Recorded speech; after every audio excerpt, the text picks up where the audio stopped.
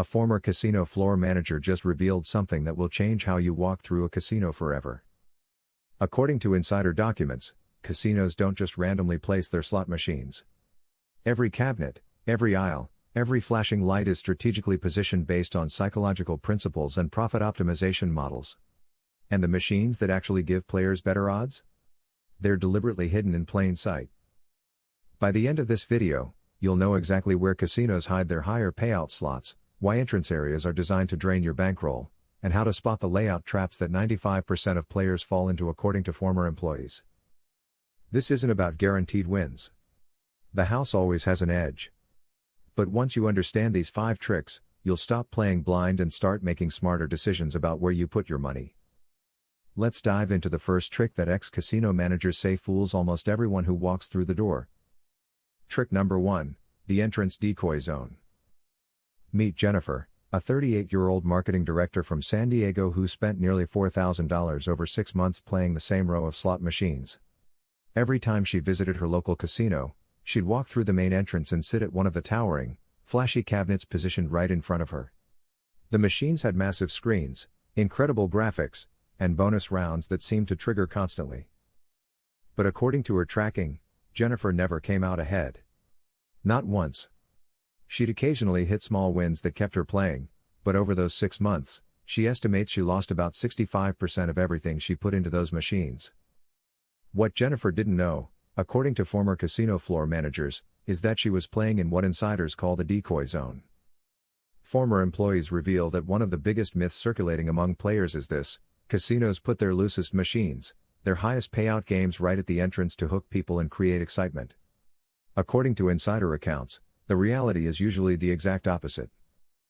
Casino management understands that entrance real estate is premium territory. It's the first thing new visitors see. It sets the emotional tone for the entire property. And it's where the most distracted money gets spent, according to behavioral analysis. Industry insiders explain that casinos deliberately create what they call a decoy zone near entrances. These areas feature machines specifically designed to grab attention, not to reward strategic play.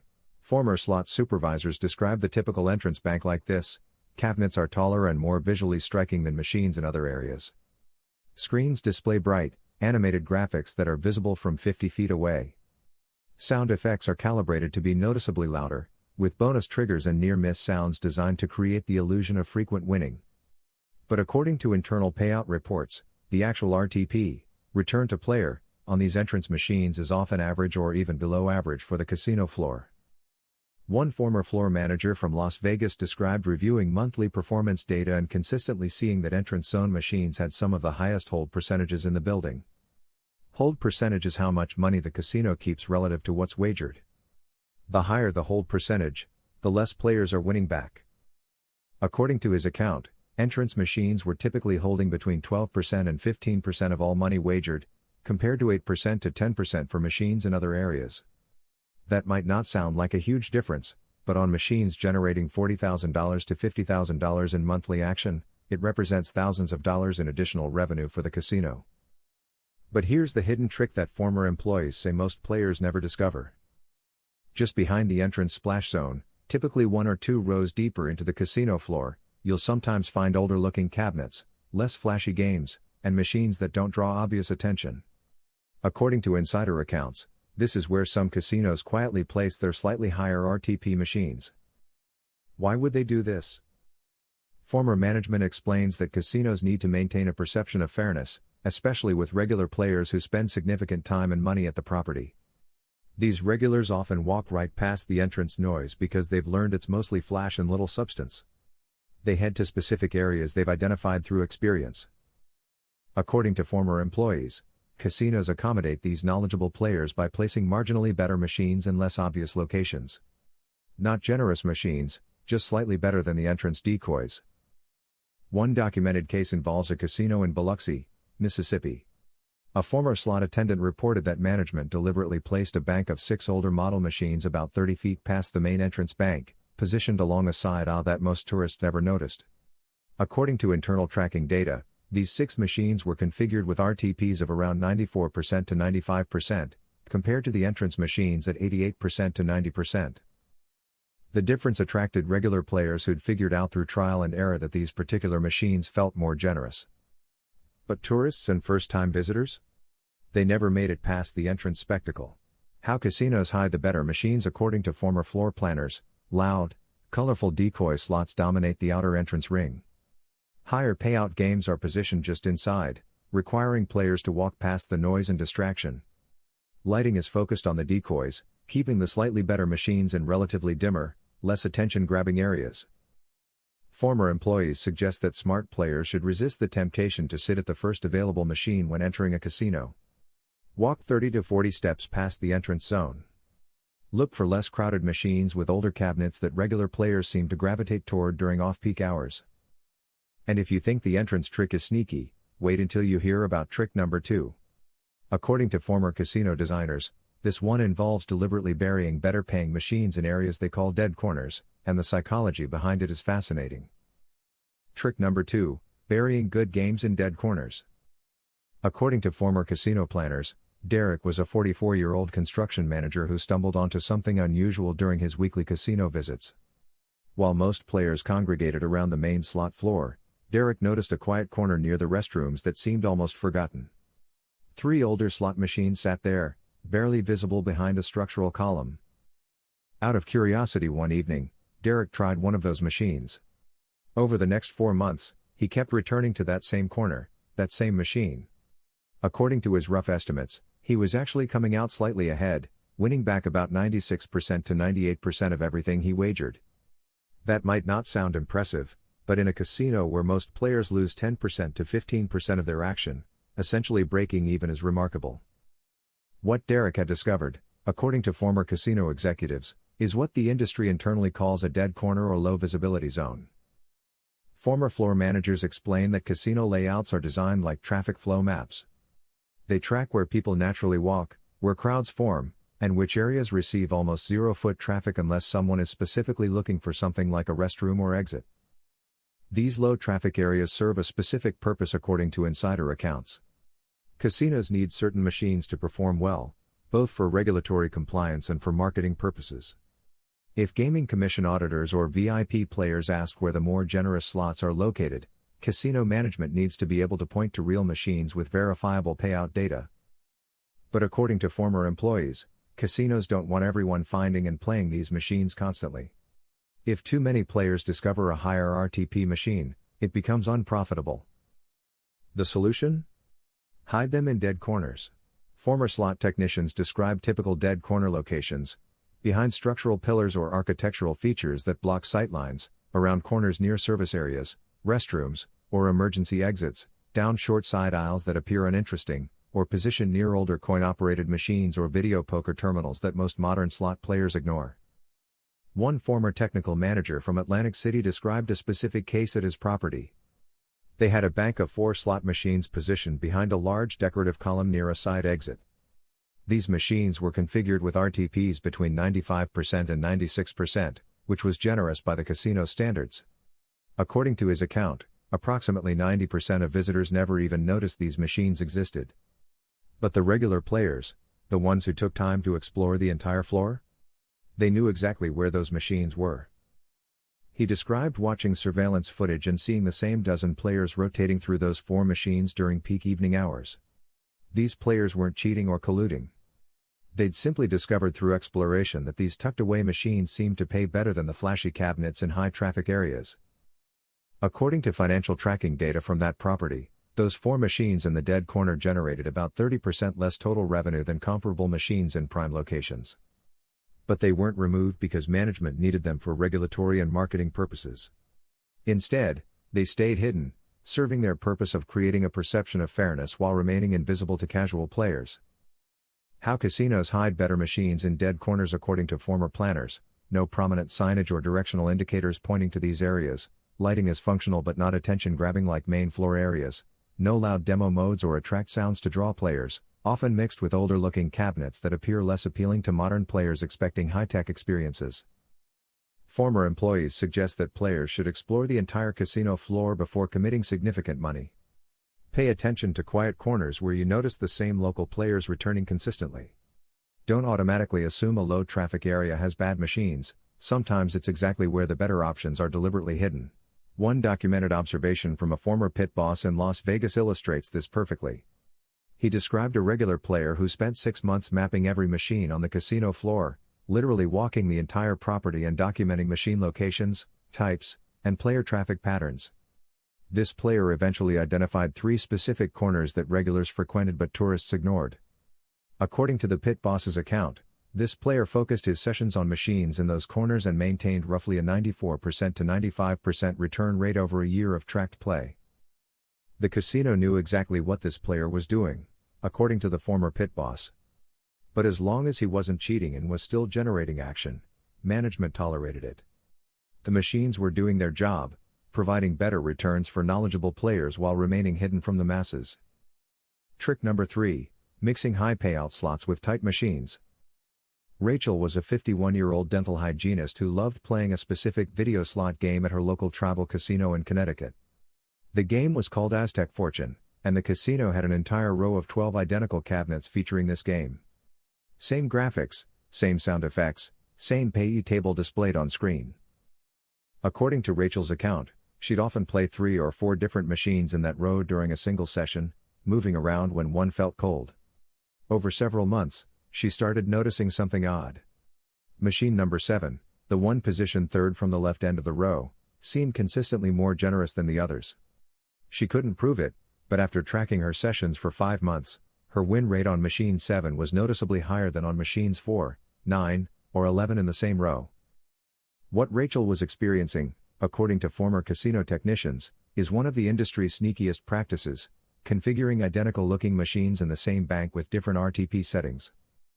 Former slot technicians reveal that most players operate under a critical false assumption. They believe that if 10 machines sit in a row featuring the same game with identical cabinets, they must all pay the same. According to insider accounts, this is absolutely wrong. Industry insiders explain that modern slot machines separate the physical cabinet from the software configuration. The same game can be programmed with vastly different RTP settings even though everything visible to the player looks identical. Former technical managers describe how this works. A row of machines featuring the same game might be configured like this: machines 1, 3, and 7 set to 92% RTP, machines 2, 5, and 9 set to 88% RTP, machines 4, 6, 8, and 10 set to 90% RTP. To the player, they all look and sound identical. But the mathematical reality is completely different. Why do casinos use this strategy according to former management? First, it allows them to advertise the game overall as competitive. If someone asks about RTP for Aztec Fortune, they can reference the highest setting of 92% without mentioning that only 3 out of 12 machines actually offer that rate. Second, it helps control overall bank performance. If one machine in the row starts developing a reputation for hitting frequently, they can offset those losses with tighter machines in the same bank. The average across all 12 machines still hits their target hold percentage. Third, it prevents hot machine rumors from decimating profits. If every machine in a row paid at 92%, and word spread among players, that entire bank could become unprofitable. By mixing settings, they control exposure. One documented case from a former floor manager in Pennsylvania illustrates this practice perfectly. According to his account, they had a bank of 8 Buffalo Gold slot machines positioned along a main aisle. These were among the casino's most popular games, generating hundreds of thousands in monthly wagers. Internal configuration sheets showed that these 8 identical-looking machines were set as follows: 2 machines at 94% RTP, 3 machines at 91% RTP, and 3 machines at 88% RTP. According to the floor manager, they deliberately placed the 2 94% machines at positions 2 and 7 in the bank, not at the ends where they'd be easiest to identify. Players who got lucky on machine 2 or 7 would often tell friends about their experience playing Buffalo Gold, generating positive word of mouth. But those friends might sit down at machine 1, 4, or 8, the tighter configurations, and have completely different experiences. Over a 6-month tracking period according to internal data, the entire bank averaged about 90.5% RTP, exactly where management wanted it. But individual player experiences varied wildly based on which specific machine they chose. How casinos hide this trick? According to former technicians, no visible indicators of RTP configuration on cabinets, identical artwork, sound effects, button layouts, and payee tables displayed on screen. Only internal technical documentation shows individual machine settings. Players are conditioned to think game name equals consistent experience across all cabinets. Former employees suggest that players should never assume machines in the same row are identical just because they look the same. If you're tracking results, note the exact machine number or position, not just the game name. If a specific cabinet feels consistently harsh over multiple sessions, move to a different position in the same bank rather than dismissing the entire game. One former technical director stated in an interview that this practice is completely legal and standard across the industry. Gaming regulations require that machines operate fairly based on their programmed RTP. But there's no requirement that identical-looking machines in the same casino must have identical settings. According to his assessment, players who understand this reality gain a significant advantage simply by paying attention to which specific terminals seem more generous over time. Trick number 4, distracting you with pseudo-skill and bonus hype. According to former casino game designers, Marcus was a 29-year-old software developer who loved slot machines with interactive bonus rounds. He particularly enjoyed games where you'd pick treasure chests, spin bonus wheels, or make choices that felt strategic. These games made him feel more in control compared to mindlessly pressing a spin button. Over 9 months, Marcus spent roughly $5,800 playing these interactive style slots at various casinos in the Detroit area. According to his estimates, he won back maybe 82% to 85% of his wagers. Meanwhile, his girlfriend Sarah preferred simpler, older style slot machines with fewer bells and whistles. According to her rough tracking, she was getting back about 92% to 93% of her money. Marcus couldn't understand it. He was making strategic choices in bonus rounds. Sarah was just pressing buttons. Why were his results consistently worse? What Marcus didn't realize, according to former game developers and casino managers, is that he was falling for what insiders call the pseudo-skill distraction trick. Former casino marketing directors explain that the industry discovered something powerful through player research. People enjoy gambling more and stay longer when they feel they have agency, when their choices seem to matter. This psychological principle drives billions in revenue. The solution was creating slot machines with apparent skill elements, picking treasure chests that reveal prizes, spinning wheels with timed button presses, touchscreen features where you tap to reveal bonuses, multi-stage bonus rounds with decision points. According to former game testers and programmers, here's the critical truth that most players don't understand. In the vast majority of these games, the outcome is predetermined by the random number generator the moment the bonus round triggers. Your choices simply reveal what the machine has already decided to award you. One former game programmer described how this works in technical terms. When a bonus round begins, the RNG has already calculated your total bonus win. The interactive elements you engage with, the chests you pick, the wheel segments you land on, are presentation layers. The game might show you 3 treasure chests and ask you to pick one. You feel like you're making a choice. But according to the programmer, the back-end code has already assigned values to all 3 chests in a way that ensures you receive the predetermined bonus amount regardless of which chest you pick. The illusion of control keeps players engaged longer and encourages higher bet levels, according to behavioral studies cited by former casino executives. Meanwhile, simpler slot machines without these pseudo-skill elements often have better base RTPs because they don't need elaborate programming and licensing costs for interactive features. Former floor managers describe how casinos leverage this psychological principle through placement and marketing. Interactive, skill-feeling machines are positioned at all corners, on elevated platforms, or in areas with maximum visibility. They run in constant demo mode with loud sounds and colorful animations. They're featured in casino promotional materials and advertisements. Chairs at these machines often have enhanced comfort features and side-mounted speakers to create an immersive experience. Meanwhile, older style machines with simpler gameplay, potentially better RTPs, but less psychological engagement receive minimal marketing attention. They're often placed in less prominent areas and treated as legacy inventory. One documented case from a former marketing director in Nevada illustrates this perfectly. According to her account, their casino featured a game called Treasure Quest Extreme with an elaborate bonus round where players navigated a virtual maze, making choices at every turn. The game was prominently featured in all marketing materials and positioned in a prime location on the floor.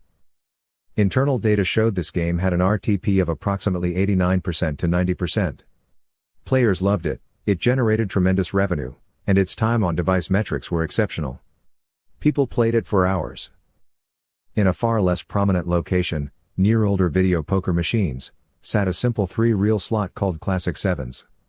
No bonus rounds, no choices, just spinning reels with traditional symbols. This game was configured at 94% RTP but generated minimal player interest. According to the marketing director, they knew Classic Sevens was mathematically better for players. But Treasure Quest Extreme made far more money because the pseudo-skill elements kept players engaged despite the lower RTP. The interactive bonus rounds created an emotional experience that overrode mathematical reality. How casinos use this trick according to former designers: over-promote flashy, interactive games with lower effective RTPs, under-market simple games that might return more over time, use sound, animations, and placement to focus attention on games with pseudo-skill elements, leverage the human desire for control to keep players at psychologically engaging but mathematically inferior machines. Former employees suggest that players should recognize that fun and flashy doesn't equal fair. Don't assume skill elements make a slot more beatable, they usually don't. Consider the mathematical reality that simpler, older-style games often have better base RTPs precisely because they lack expensive licensed content and complex programming overhead. One former game designer stated in a conference presentation that the industry's goal is creating engaging experiences that players enjoy. But from a casino business perspective, the most successful games are those that balance player satisfaction with optimal hold percentages. According to his analysis, pseudo-skill elements achieve this balance perfectly by making players feel empowered while maintaining the house edge. Trick number 5, using signage and zones to steer you away. According to former casino marketing teams, Linda was a 47-year-old nurse from Phoenix who always headed straight to the area marked hot slots whenever she visited her local casino. The huge overhead sign with flashing lights promised excitement and big wins. The area featured about 20 machines, all with progressive jackpots and flashy screens. Over 8 months, Linda estimates she spent about $3,200 in this hot slots zone. Her win rate? She figures she got back maybe 78% to 80% of her wagers. Occasionally she'd hit a small progressive, which kept her coming back, but overall her results were consistently disappointing. What Linda never realized, according to former casino floor managers, is that signage like hot slots, jackpot zone, and lucky lane aren't descriptions of machine performance. They're traffic management tools designed to push specific types of players toward specific types of machines. Former marketing directors explain that casinos study player psychology and behavior patterns extensively. They know that penny slot players behave differently than quarter players. Budget players gravitate toward different areas than high-limit players. Tourists make different choices than locals. Casinos use overhead signage and floor zoning to exploit these behavioral patterns, steering each player type where they're most profitable. According to former floor planners, here's how this works. Areas labeled jackpot zone or hot slots typically contain high volatility progressive machines with below average base RTPs. These games offer the possibility of life-changing jackpots, which attracts dreamers and casual players. But the base game performance is usually poor compared to non-progressive machines. Why do casinos create these zones? Because they effectively sort players. Someone seeking excitement and jackpot dreams will head straight to these labeled areas, ignoring 70% of the casino floor. Meanwhile, better-paying machines sit in unlabeled, generic areas where casual players rarely venture. One former operations director from Oklahoma described their casino's layout strategy in detail. According to his account, they deliberately placed some of their better configured machines, those with RTPs around 93% to 94%, in an area just outside their high-limit room and near the sports book betting windows. This area had no flashy signage. It wasn't promoted in any marketing materials. Most tourists never even noticed these machines existed. But local regular players knew. They'd walk right past the mega jackpot zone and head to this quiet, unlabeled section. Why did the casino tolerate this? According to the operations director, those better machines served multiple purposes. They kept locals happy and loyal. They provided good-looking performance data for regulatory compliance. And critically, they kept knowledgeable players occupied in a low-traffic area instead of teaching strategies to tourists in main zones. Meanwhile, the mega jackpot zone with its huge overhead signage and flashing lights pulled in tourists and dreamers. Those machines, according to internal data, had RTPs ranging from 86% to 89%, well below the 93% to 94% machines in the unlabeled area. But here's the sneakiest part according to former marketing teams. The signage creates a psychological effect where players believe they're making smart choices. Someone who deliberately walks to the hot slots area feels like they're taking control, seeking out better opportunities. They don't realize the signage exists precisely to guide them toward machines the casino wants them to play. One documented case from a former floor manager in Louisiana illustrates this perfectly. According to his account, they conducted a 4-month test where they removed all special signage from one section of their floor and simply called it main floor gaming. During those 4 months, the machines in that section saw their hold percentage increase slightly, from about 9% to nearly 11%. Player traffic patterns became more random and exploratory instead of being funneled by signs. Management didn't like this result. Within 2 weeks of the test ending, they reinstalled prominent signage dividing that area into Lucky 7 Zone and Bonus Alley. Traffic patterns immediately returned to their controlled state, with players gravitating toward the labeled sections and ignoring in-between areas. Hold percentages returned to expected levels. How casinos hide better machines using signage. According to former planners, place slightly better configured machines outside obvious traffic signage so they blend into normal, unlabeled sections. Position them between banks of average machines without drawing attention. Avoid labeling them with hot, jackpot, or mega win terminology. Let them remain functionally invisible to anyone following overhead signs. Meanwhile, create attention-grabbing signage in areas containing lower RTP progressives, licensed games with expensive royalties, or high-volatility machines that look exciting but hold aggressively. Former employees suggest that smart players should never chase machines just because they're inside a marketed zone. Walk the perimeter of high-limit areas and table game pits. These transition zones often contain interesting machines that aren't heavily marketed. Pay attention to where local players congregate during off-peak hours. Locals typically ignore flashy signage and go directly to specific machines or sections they've identified through experience. One former regional marketing director stated during an industry panel discussion that signage is fundamentally about creating pathways and guiding player flow. According to her analysis, effective casino design uses visual cues to make players feel they're exploring and making independent choices, when in reality they're being subtly steered toward predetermined destinations. The machines with better performance characteristics don't get special signage precisely because casinos want them to remain hidden in plain sight. Final reality check. Former casino employees from floor managers to technical directors to marketing teams all agree on one fundamental truth: the house always has an edge. These 5 tricks don't reveal secret winning machines or guarantee profits. They expose how casinos deliberately hide their marginally better machines in less obvious locations while using flash, sound, layout, and psychology to steer most players toward inferior options. Understanding these tricks won't let you beat the casino long term. The mathematics are designed to favor the house. But it can help you stop making the worst possible choices, stop sitting at entrance decoys, stop being guided by flashy signage, and stop assuming that identical looking machines pay identically. What changes when you understand these insider tricks? You stop sitting at the first bright machine you see when you enter. You explore the entire floor before committing serious money. You watch where regular local players gravitate during off-peak hours. You question why certain areas are loud and flashy while others remain quiet but consistently occupied. You recognize that casinos don't place anything by accident. You still can't beat the mathematical edge long term. But you can stop volunteering for the biggest traps on the casino floor. If you found this breakdown valuable and you want more videos exposing what former casino employees reveal about the industry, subscribe to the channel. Hit the like button so this information reaches other players. And share in the comments, have you ever noticed certain machines hidden in strange corners, or local players who always return to the same tucked away slots? Thanks for watching.